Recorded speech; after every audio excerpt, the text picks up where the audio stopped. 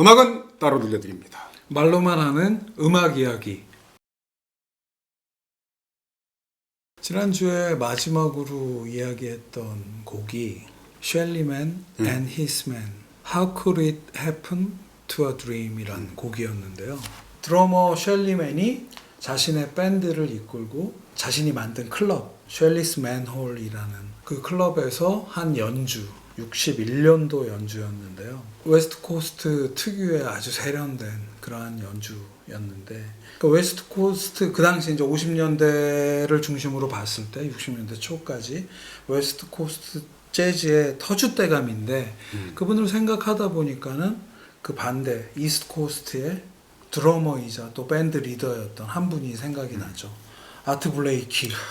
굉장히 비교가 되는 두 분이에요. 저한테. 동시대에 반대 뉴욕을 중심으로 한 이스트 코스트에서는 아트 블레이키가 자신의 밴드 아트 블레이키 앤 더 재즈 메신저스를 조직해서 음악을 했고 거의 다른 나라나 마찬가지잖아요. 셸리 맨 앤 히스 맨은 웨스트 코스트에서 가장 세련된 음악을 했다면은 재즈계의 사관 학교라고 불리우는 밴드를 이끌었던 아트 블레이키 앤 더 재즈 메신저스는 동부에서 즉 이스트 코스트에서 하드밥이라는 재즈의 서브 장르를 거의 탄생시켰고 발전시켰던 그러한 밴드였고 두 밴드 모두 5인조였어요. 쿼텟 구성의 밴드였던 이런 공통점이 많았던 두 분인데 123번째 꽃고무는 아트 블레이키 앤 더 재즈 메신저스의 음악으로 골랐습니다. 아트 블레이키 앤 더 재즈 메신저스의 59년 라이브 앨범 At the Jazz Corner of the World라는 앨범이고요.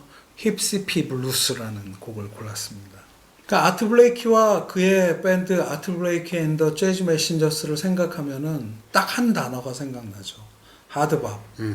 모던 재즈 시대에 비밥이 변신을 해서 탄생했던 서브 장르인 하드밥을 가장 먼저 가장 뜨겁게 연주했던 밴드가 이 아트 블레이키 앤 더 재즈 메신저스인데요.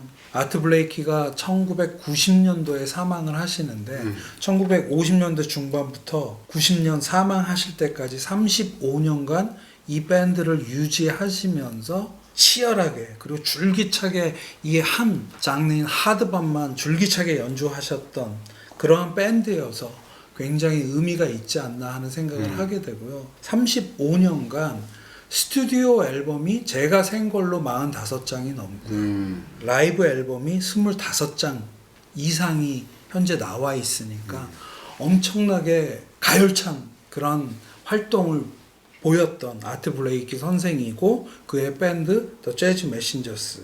이 밴드를 또 논하면서 사관학교, 재즈계의 사관학교라는 표현을 언급하지 않을 수가 없는데 학교와 같은 역할을 했다는 거죠.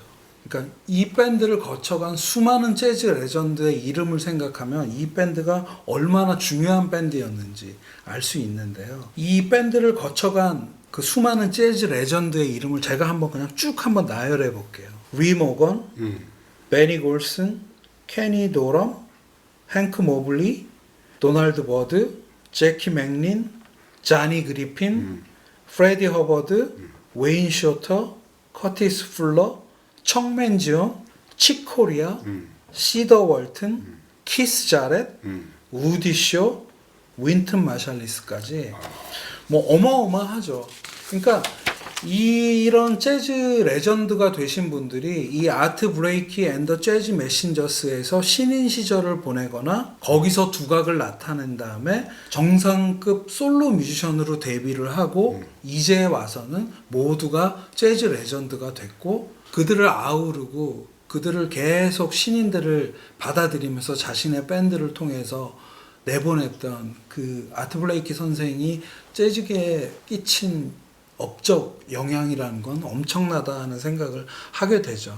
그래서 아트 브레이키 앤 더 재즈 메신저스를 재즈계의 사관학교다 이렇게 이야기를 하는 거죠. 오늘 고른 앨범은 At the Jazz Corner of the World 어떠한 재즈 클럽의 별칭이기도 한데 바로 재즈 클럽 버드랜드, 뭐 빌리지 뱅가드와 함께 쌍벽을 이루는 현재까지 남아있는 그 버드랜드라는 재즈 클럽에서 1959년 4월 15일 날 녹음을 해갖고 그게 2장의 앨범으로 나왔거든요. 볼륨 1, 2로 나왔는데 당시에 멤버를 한번 살펴보면은 아트 블레이키가 당연히 리더로서 드럼을 맡고 있고요. 트럼펫의 리머건, 테너 색소폰의 행크 모블리, 피아노의 바비 티몬스, 베이스의 지미 메릿 이렇게 5명의 연주를 하고 있는데요. 힙시피 블루스는요, 이 앨범 볼륨 1의 첫 번째 곡이에요. 그래서 첫 번째 곡이어서 그런지 이제 굉장히 미국 재즈의 상징적인 목소리가 앞에 이 밴드를 소개를 하죠. 그 당시 버드랜드의 그 유명한 MC, 사회자였던 피위 마켓의 목소리로 이 밴드를 소개를 하고요. Ladies and gentlemen, once again, good evening and welcome to Jazz Corner of the World.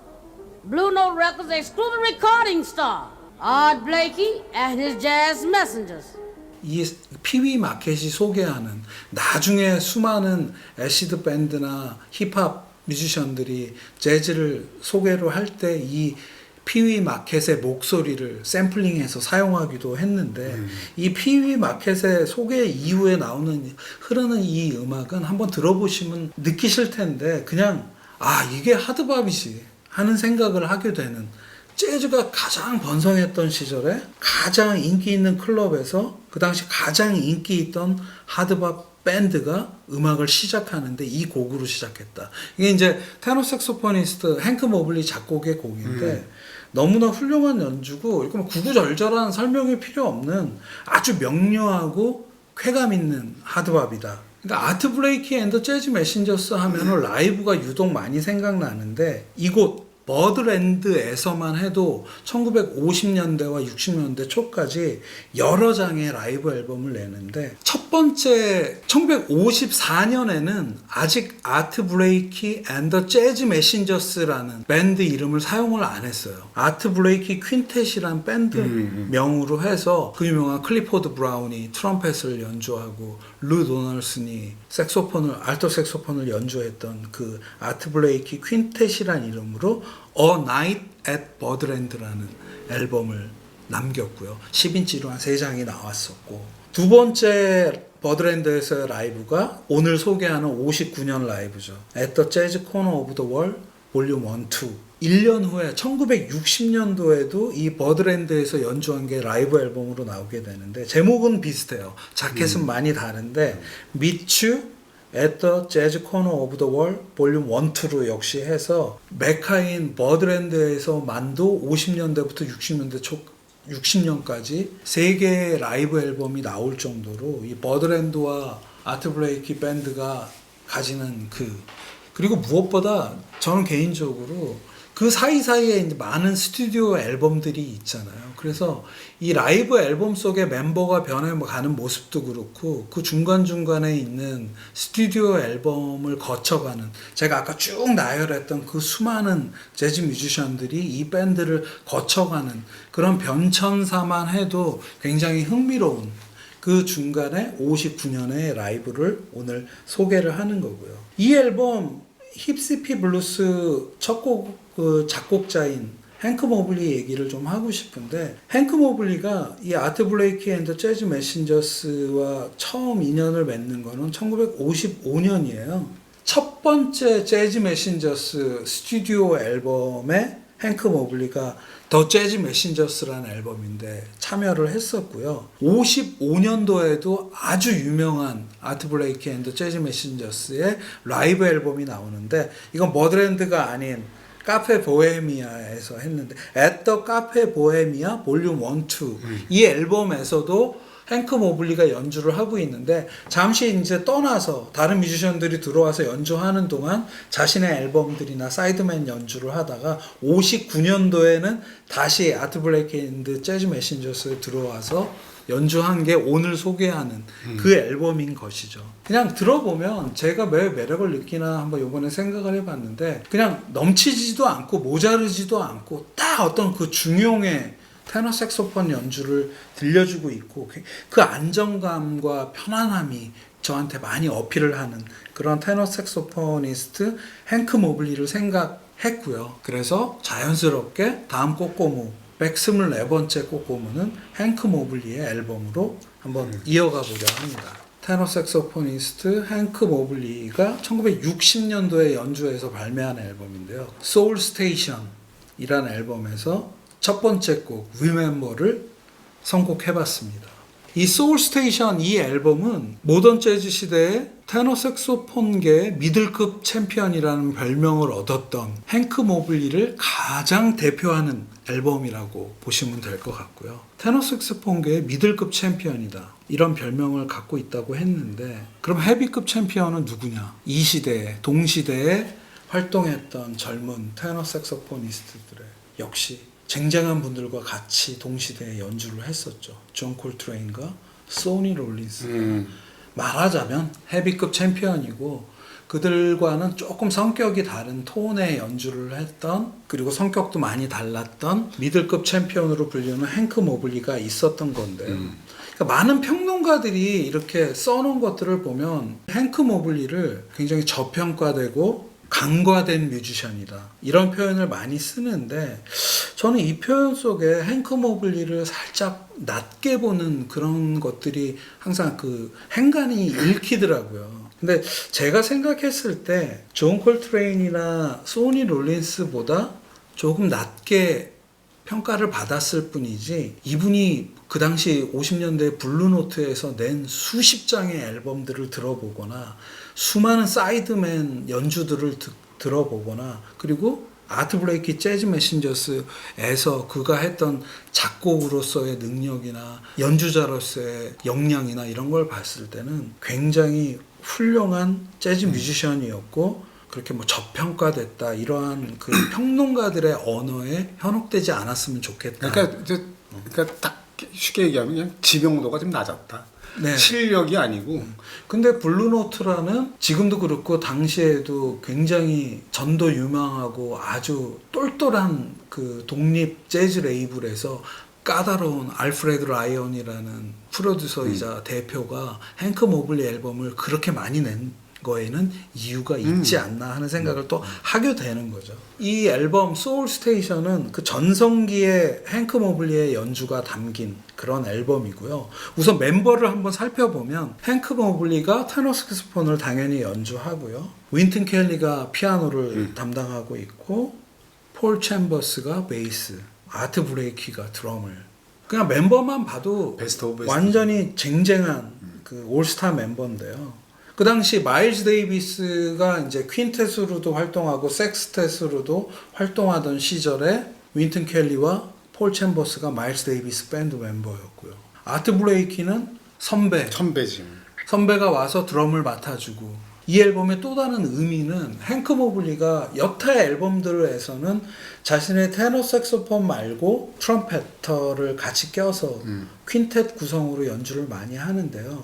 이 앨범이 다른 관악기 없이 자신의 테너 색소폰만으로 오롯이 프론트맨으로 나와서 연주한 첫 번째 앨범이래요. 그러니까 행크 모블리의 테너 색소폰은 만을 듣고 싶으면 이 앨범을 들으면 되는 거죠. 이 테너 색소포니스트로서의 행크 모블리의 테너 톤을 이야기하자면 굉장히 둥글둥글하고 뭔가 사람 냄새 난달까? 굉장히 따뜻하고 안정된 그런 테너 색소폰 사운드가 있고 오늘 고른 곡 리멤버를 들으면은 아트 블레이키와 폴 챔버스가 만들어낸 그 리듬감, 완벽한 리듬감 위에서 그 넘실넘실대는 그 스윙감 위에서 이 밝은 테너 색소폰 연주를 들으면 미들급 챔피언 맞구나.